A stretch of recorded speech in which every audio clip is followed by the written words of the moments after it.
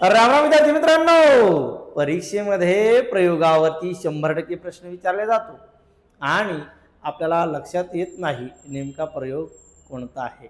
काही फसवी वाक्य आपल्या समोर येतात, जसे की मी गाणे गातो, प्रयोग ओळखा. मग आपण काय करतो, गाणारा कोण, मी म्हटल्याच्या नंतर आपल्या डोक्यात येतो पटकन करता मी आहे, कर्त्याला प्रत्यय नाही, पटकन आपण म्हणणार काय, कर्तरी प्रयोग. परंतु अशा वेळी धोका होऊ शकतो. परंतु योगायोगाने कधी उत्तर बरोबर पण येतं. बघा, मी गाणे गातो, सर्वनाम काढायचं, त्या ठिकाणी नाम टाकायचं. आपण म्हटलं गणेश गाणे गातो, गाणारा गणेश, कर्त्याला प्रत्यय नाही, म्हणून या वाक्याचा प्रयोग 100% आपलं उत्तर बरोबर, कर्तरी प्रयोग. आता दुसरं वाक्य बघा, मी आंबा खाल्ला.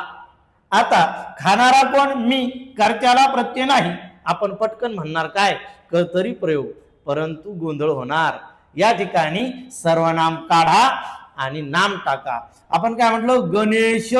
आता गणेश टाकल्याच्या नंतर गणेश आंबा खाल्ला असं होत नाही, मग गणेशने आंबा खाल्ला, मग कर्त्याला प्रत्यय आहे म्हणजे कर्तरी प्रयोग नाही.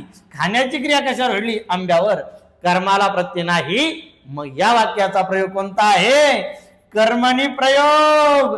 आलंय का लक्षात.